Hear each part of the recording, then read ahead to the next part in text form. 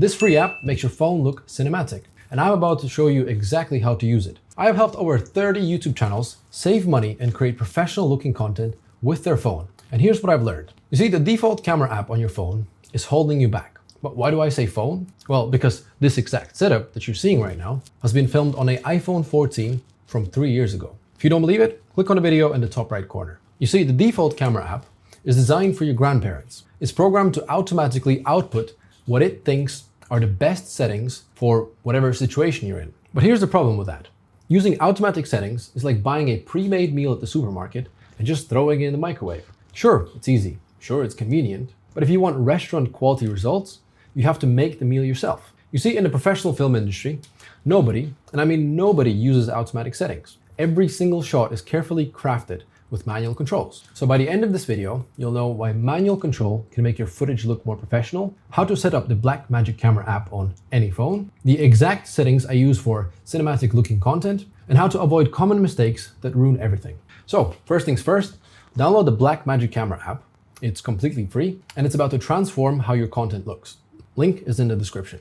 Okay, now that we have the Blackmagic app, I want to show you some basic differences and why I think this is better than the normal camera app. So first of all, it looks like we have a lot of stuff. There's a lot more information here at the top than the regular app. And the reason behind it is because there's a lot more settings that we can control. Compared to the normal app, you don't see any of these things. So think of it as like unlocking the full potential of your camera. So even if we look at our general layout, it looks like there's a lot of information, but if we simply swipe up, now it looks like the normal camera. So you just simply swipe up, and if you swipe back down, then you've got all of these widgets and things right in front of you. Every single shot is carefully crafted with manual controls. At the top corner, we have the lens, which means you can select whichever lens you want. You can select the ultra wide, the regular lens, which switches just like that. And if you've got the telephoto lens available on your phone, then you can do that. However, I do recommend using the main lens, which is the main camera's lens, as it has the most quality in it. But for this case, we'll use the 0.5. So with any kind of recording, the first thing that you want to start with is the resolution. You want to figure out what kind of resolution you want to film in. And in our settings here on the side, we can click there. We can go to our resolution tab, which is super simple. Click on there. And then you've got the choice between 4K, HD, which is 1080p, and you've got your 720p. Well, if you're looking to record and try to zoom in after your video, let's say you're recording a YouTube video, but then you also want to crop it in for vertical social media stuff, I recommend recording in 4K. If you want to save space, you can record in 1080p, so you can just select the HD. However, we've got 4K, so we might as well use it. So the next thing after that is our frame rate. We can go into camera, and at the top left corner, we can see our frame rate. Now, I want to talk to you a little bit about frame rate and show you a couple of things. So first and foremost, for any camera settings, there are some basics that you should know. Frame rate, or we call it FPS, frames per second. And frame rate is basically how many frames per second your camera records. So as you know, a video, 1 second of video is usually a conclusion of 24 images. So 24 individual images make up 1 second of video. So how many of those images per second is our frame rate? So we have the classic 24 frames per second, which is basically a filmic look that they use in the cinema, but it has a little bit of a blurry effect. Then we have the 30 frames per second, which is the most common one used for social media, and it's the most natural feel. It's basically ready for YouTube and TikTok and all that stuff. This is the one that we're going to stick with. And then we have the 60 frames per second. And 60 frames per second is usually used for slow motion, or if you want to have that very fast, modern kind of looking image. So going back into our camera app here, we can select the frame rate, and on our right side, we can choose what frame rate we want. If we want 24 frames per second, 25, 30, and all the way up to 60 frames per second. Now, if I move my hand across the screen, you can see that there is quite a lot of responsiveness. It looks very smooth. However, if we go all the way down to 24 frames per second, if I move my hand, you can see a lot of motion blur. Now, this is usually considered as a cinematic look because this is kind of what everything looks like in real life. But for this specific example, we're just going to stick with the 30 frames per second because this is the most common one. Now, the next setting we have to go through is the shutter, and we'll click on that. Now, there are two options of the shutter. There's the shutter angle and there's the shutter speed. We're going to stick with the shutter speed just to simplify it. If you've got the shutter angle on there, just switch it to shutter speed in the settings. Now, what is shutter or shutter speed? Well, shutter speed basically controls how much motion blur appears in the moving subjects. For example, a fast shutter, meaning 1/200th of a second, is going to be crisp, frozen motion. So everything that moves across the screen is going to be very crisp and frozen. Second one, we've got cinematic shutter, which is 1/50th of a second, or as we like to say, 1/50. And this is going to be smooth, natural motion. It's going to be the most natural one, and we'll stick with this for now.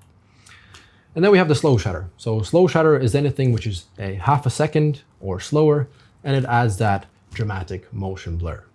But what is the cinematic shutter? This is going to be the one that you will be using the most. So to break down the shutter in general, 1 second of footage equals 25 frames, right? And each frame's exposure lasts 1/50th of a second. This means that the frame is exposed for 1/50th of a second. So instead of a whole second, the light being let into the sensor, only for 1/50th of a second, the light gets to come into the shot. So what does this mean for us? The slower the shutter speed, the more light comes in. The more light comes in, the brighter the image. The faster the shutter speed, the less light comes in. But why does this all matter? Well, because there is a specific rule we should follow for the cinematic shutter. We want to make everything look as natural as possible. So that means, in general, that the shutter is active half of the time, which creates a natural motion blur known as the 180-degree shutter rule, which I call the cinematic shutter. Now, if that's still too confusing, then let me simplify it for you. So the general rule when selecting your shutter is going to be the shutter speed is going to be always double of the frame rate. So if we are filming at 25 frames per second, 25 times 2 is 50. So we're going to be filming 1/50. 30 frames per second times 2, 30 times 2 is 60, 1/60, and 60 frames per second is going to be 1/120. So now understanding this very simple rule, now that we have our frame rate set at 30 frames per second, well then our shutter should be 1/60 because 30 times 2 is 60. So we can dial it in right here. And as you can see, when I move my hand, we have quite a natural motion blur. Watch what happens when I turn it up all the way. First of all, the image becomes more dark. And second of all, can you see that choppiness there? Maybe I can bring it a little bit up. Can you see that choppiness? It's almost like jittery image. And if we come back to 1/60, then again, we've got that smooth motion that looks natural. So again, if we were to go for slow motion and select 60 frames per second here, then our shutter should be 1/20. And you can see most of the time it automatically sets that for you. So then we have that natural movement. That's all you need to know. And by the way, if you look here in the top right corner, you can actually lock these settings in.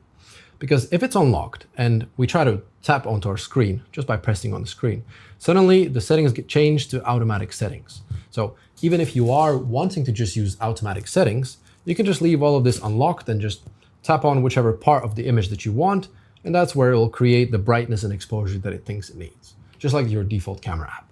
Remember, the power here is that we are controlling our own settings. So if you want to lock that in, top right corner right here, lock it in, and then when we tap on the screen, it stays as it is. Now, the difference between this app and the normal app is that you'll have all of these weird looking things and all of the automatic settings messing with your video. And for specific cinematic styles, there are specific looks, especially with motion blur. Everything that is motion, it looks in a specific way. So sometimes you might not be able to pick off what is that exact thing that makes this video look so different from my video. Well, the motion might be the one. So moving forward, now that we have our first thing set up, the resolution we want to film in, then the frame rate we want to film in for our specific video. If we want YouTube, then we do 30. If we want slow motion, we do 60. And then we've locked in our shutter. This is all the setup that you need. So it takes 2 or 3 minutes to set all of this up. And then you can move on to the next thing, which is exposure. Well, what is exposure? Well, exposure is essentially how bright or dark your image is. And there are 3 elements that control exposure. The first one being ISO, and this is the most important for us. And the ISO is basically the sensitivity of the camera's sensor. Next one is shutter speed, which we already talked about. And the third thing that controls exposure is aperture. Now, professional camera lenses do have it, but your phones don't. So it makes our life easier since we don't need to worry about it. So first one, ISO, and the most important one that we're going to be focusing on, it controls the camera's sensitivity to light. For example, higher ISO around 1000, is going to equal brighter image, but more noise. So there'll be more noise and more grain in your videos, meaning that the quality will be worse. However, lower ISO will have a darker image, around 100, but on the other side, it will have a cleaner, smoother looking image with no noise. So when you zoom in, you won't see all that grainy stuff. So our goal is to always try to keep the ISO as low as possible. First setting up all the lights and then only adding the ISO later as we need it. Now, as you're going to be moving around your specific YouTube or Instagram video, this will really be the only setting that will be constantly changing. So let's look at how ISO works in our camera app. So ISO we have over here, which you can just press on, and then we can, again, use the slider to adjust it up or down.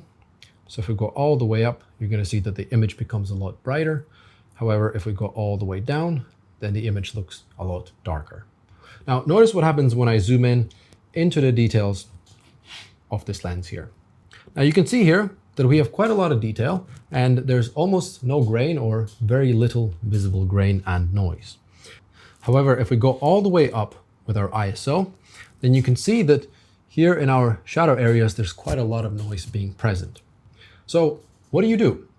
Well, the first thing we should always do is set our ISO as low as possible.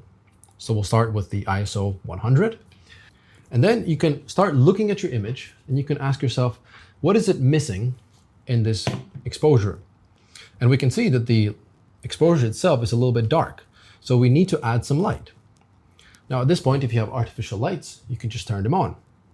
Now, as you can see, we have added some light to our scene, and this is pretty much a well-exposed shot.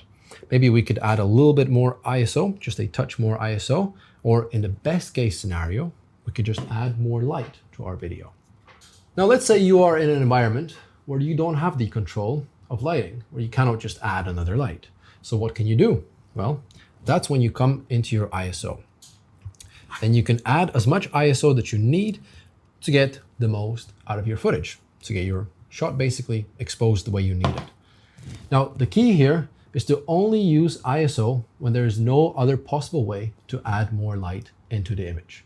Because the more ISO you add, the more quality you compromise. Now, this might all sound confusing, but in reality, what all of this is doing when you're creating this setup of selecting your frame rate, your shutter speed, and your ISO, what you're doing is you're basically giving yourself a complete fresh base to have the most high quality settings and the correct settings for filming. And then what you need to understand is that you need to put the light, you need to create the scene. So your camera is doing the best work that it can, and then you try to create the scene in the best way that you can. If we were to pull out our regular camera app, on the other hand, it would just do everything automatic and set everything automatically as it thinks it should look. And then when you look at the screen, it looks exposed. So you don't really need to add anything, but in reality, the quality is bad. So this way we can ensure that the quality is good from the very beginning. Now, this is how you start from a fresh base in a dark room, adding your own lights. But what if you're outside and there is too much light? Well, let's turn up these lights.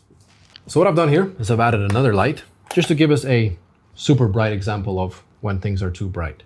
So how do we deal with this when we have our ISO set as low as we can, but it's still too bright? Now, you see your regular camera, what that would do is it would take the shutter over here and it would increase the shutter speed to a lot faster shutter speed to fix this overexposed area right here.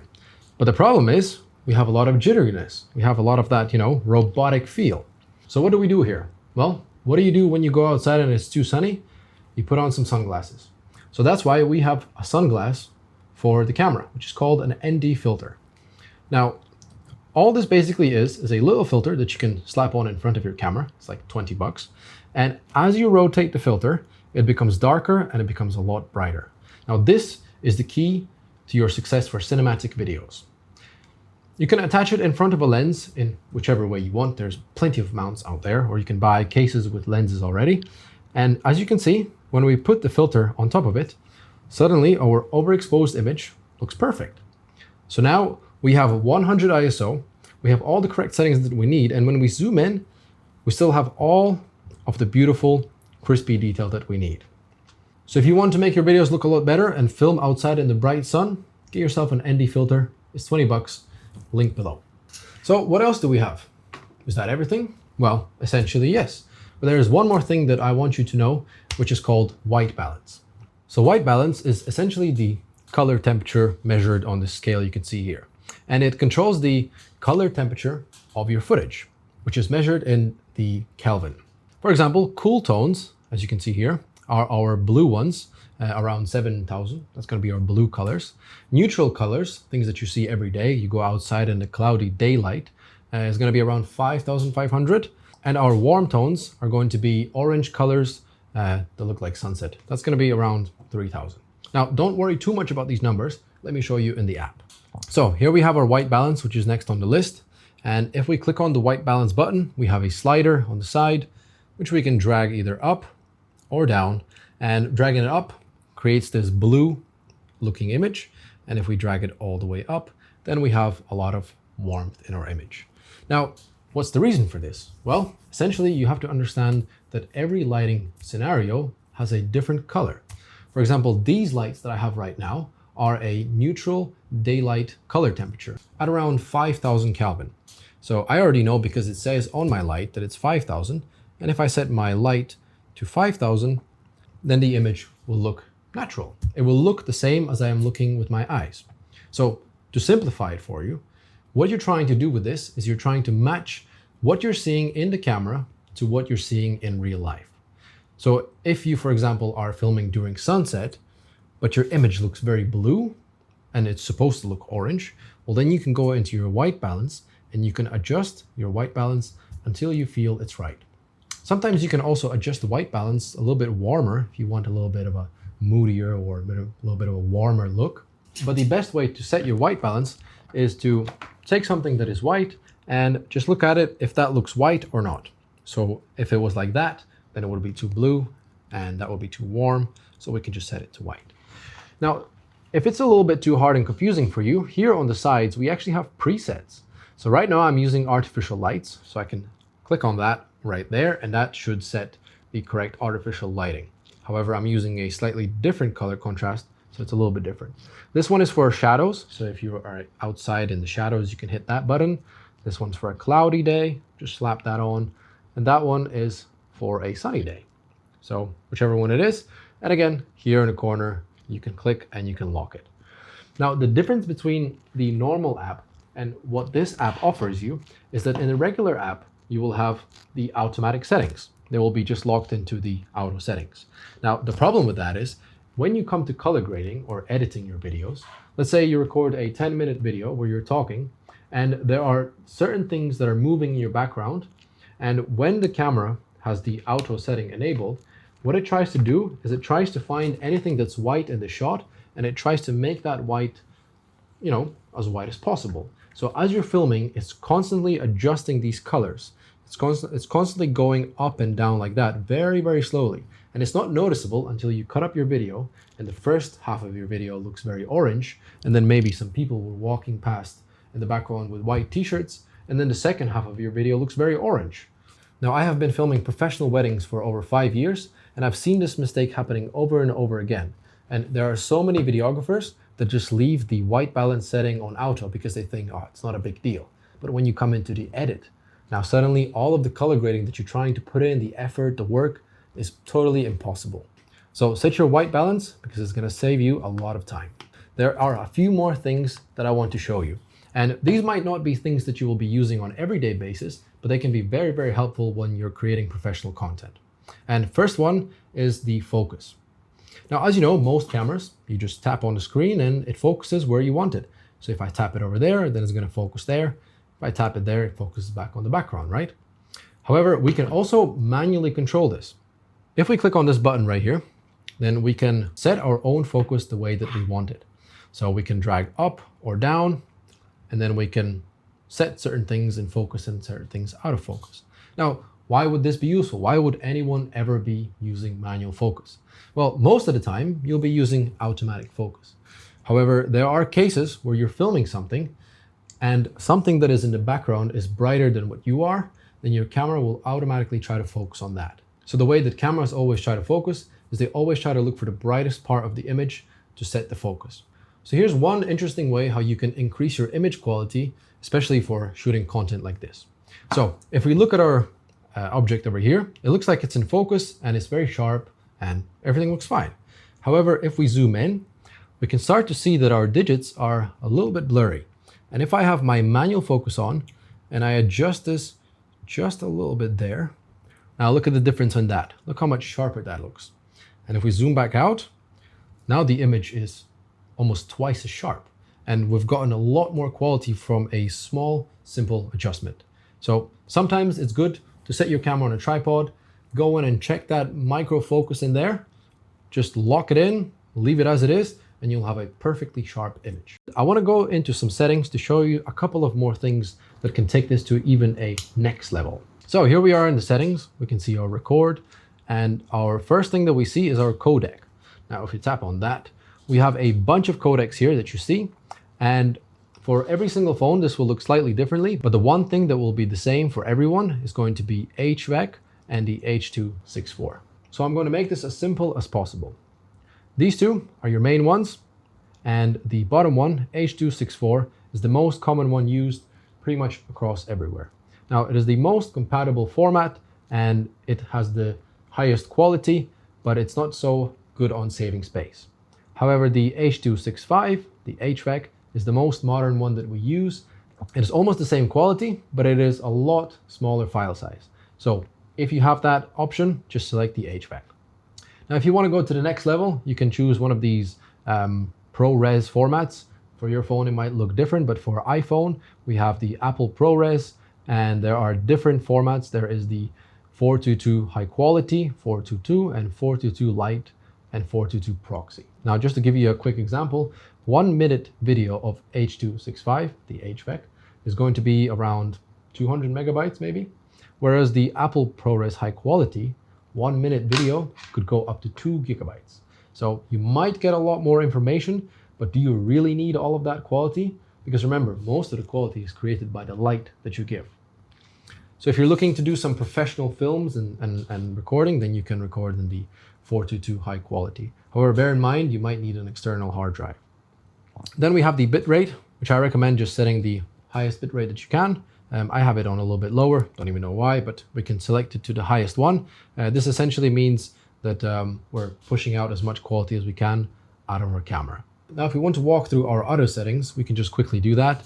Most of the stuff here is very simple that you can just read and understand. Enable vertical video, self-explanatory.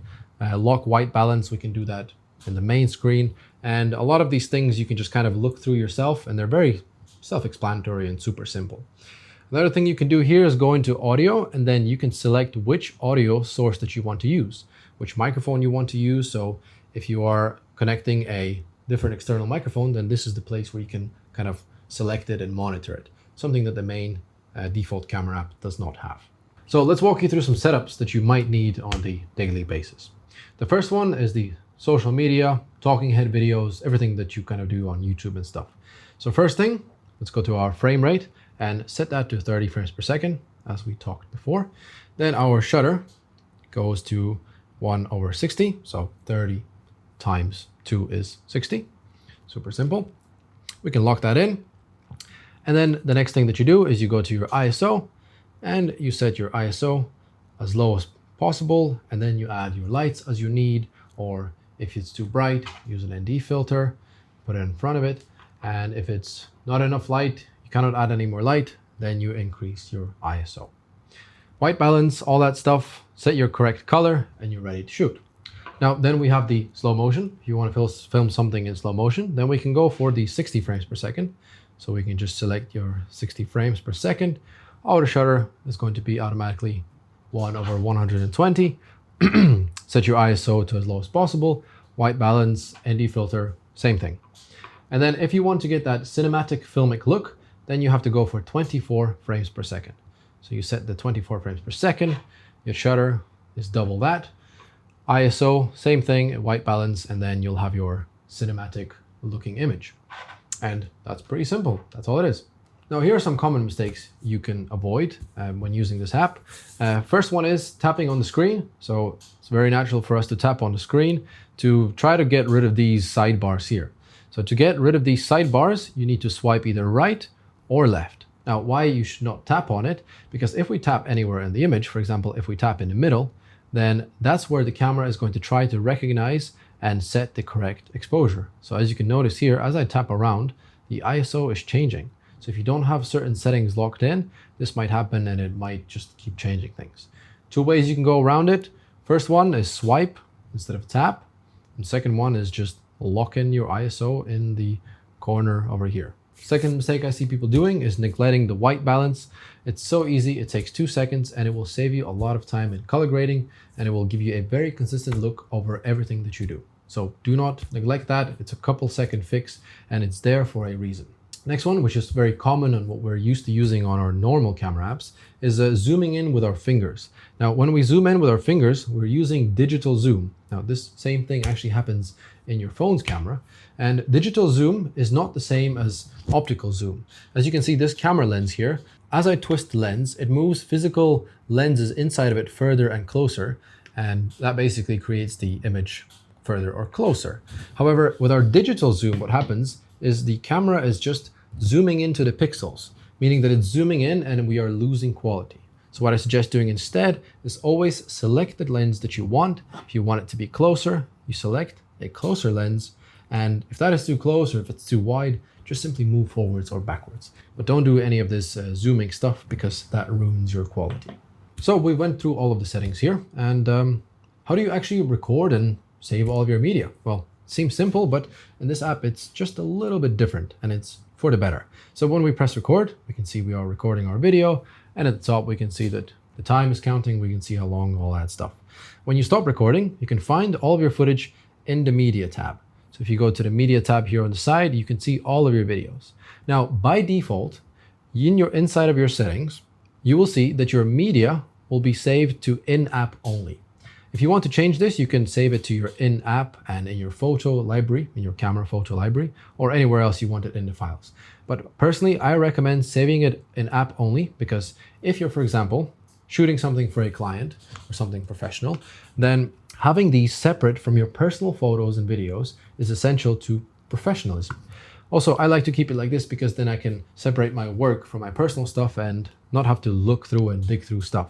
And when I don't need these heavy files anymore, I just simply delete them. Speaking of storage, you can also record videos on an external storage drive. This is perfect for when you're recording very long videos or you don't have much storage on your phone. You can simply take the simplest USB stick and with the right adapter, you can just plug it into your phone and get one of those fancier SSD drives. And all you have to do is just go to your settings, come to your media, and then there will be a separate drive available here for you to save it. Now you can also import custom LUTs, which basically means that if you go over here, you can see the little thing that says LUT, and a custom LUT is essentially a color grading profile. So if you have a specific color correction or color grade that you like, either from a YouTuber or your own one that you want to use, you can click here and then you can import it and you can add your own one. There are some default ones that we can see here already. We have some monochrome one, dusty, day and night, or cinema teal. So this way you can see what your footage is going to look at the end even before you start filming. Now, why this might be useful? Because sometimes our color grades can be pretty heavy, maybe very heavy on the shadows or very heavy on the highlights. And if we get this right in camera first, meaning that we have the LUT and then we adjust all the settings and we, make sure that that is not overexposed, then this way when we've filmed it and we go into editing and apply our LUT, then that way our footage will be looking perfect. Now there are two more things I want to show you. And the first one is monitoring. So you can click this button here and this will allow you to better monitor your screen. So if you, for example, want to see if any part of the image is overexposed, what you can do is you can select this first one here, and that is going to be our zebras. And if we increase our zebras slightly, then we can actually see that this part of the image is too bright, meaning that there might not be enough information for us to work with later. So if you just change your settings or you put your ND filter on top of it, now you can see all of these zebras are gone. So that's a great way to monitor that. Another good thing we can use here is our focus peaking, which is the next one. And our focus peaking is basically going to show us this red color and is going to show us exactly which part of the image is in focus. Then we have some grid lines. We can select that one, and that will give us these rule of thirds, which allows us to place our composition correctly. We can have a center dot or a center line if you want. You can turn that off up there. And then if we want specific ratios, let's say we're filming for a movie, then we can add these black bars at the top and the bottom. So we can frame our shot correctly, because if we were to crop that in later, then we might cut it out by accident. You also have these different ones and very narrow ones. And you also have the vertical ones here. So if you're ever filming something horizontally and then also using the footage for vertical shots, then this way you can basically frame your shot for both at the same time. So that's pretty handy. And the second thing I want to show you here is, and actually the last one, is if you feel like all of this is too overwhelming for you and you still want to just quickly use the app and adjust your exposure up and down, you can use this setting right here. Just select that, and it is a simple exposure slider which goes up and down, brighter and darker. So if you're on the go, you're on the fly, you can still adjust this. Why is this better in this app than the regular app? Because then we at least get to lock in certain settings that we want, or certain frame rates or shutter speeds, or certain codecs that we wouldn't be able to use in the regular app. So there you have it, the complete beginner's guide to making your phone footage look cinematic with a simple camera app. Just imagine creating content that looks so professional, people assume that you're using expensive camera equipment, but in reality, you're just filming with your phone. That's the power of understanding manual controls. Now, if you're curious, and if you want to go viral and make a living from social media, check out the link in the description. Also, the app link is there, so you can download it right now and start experimenting with these settings. So if you want to make the most out of your phone with videos like this, hit that button there. And if you want to know how I made this exact lighting setup with a phone camera, watch this video here.